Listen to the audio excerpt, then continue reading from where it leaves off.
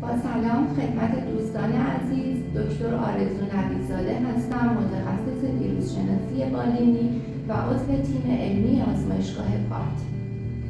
در ابتدا صحبتم رو با مطرح کردن چند تا سوال شروع می‌کنم.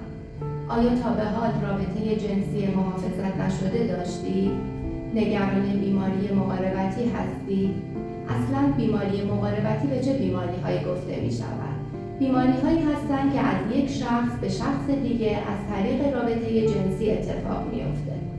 یکی از ترس‌های متداول رایج در همه دنیا اضطراب و نگرانی از مبتلا شدن به بیماری‌های جنسی هستش که این ترس و نگرانی میتونه در سلامت و رابطه بین افراد در زندگی جنسیشون تاثیر بذاره.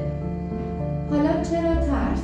متاسفانه بسیاری از این بیماری‌ها علامت مشخصی ندارند و از طرفی به دلیل شر و تابویی که توی جامعه وجود داره افراد از صحبت کردن درباره آن سرباز می‌زنند که این بیماری‌ها میتونه عواقب خطرناکی داشته باشه.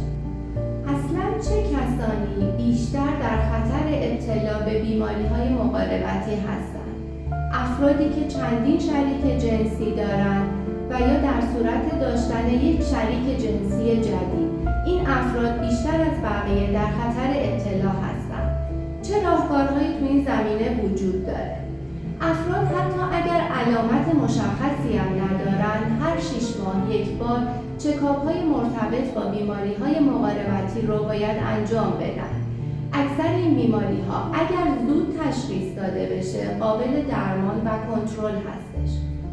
دوستان عزیز، تا همینجا صحبت رو تموم می‌کنیم. در جلسات بعدی بیشتر راجبش بحث میشه.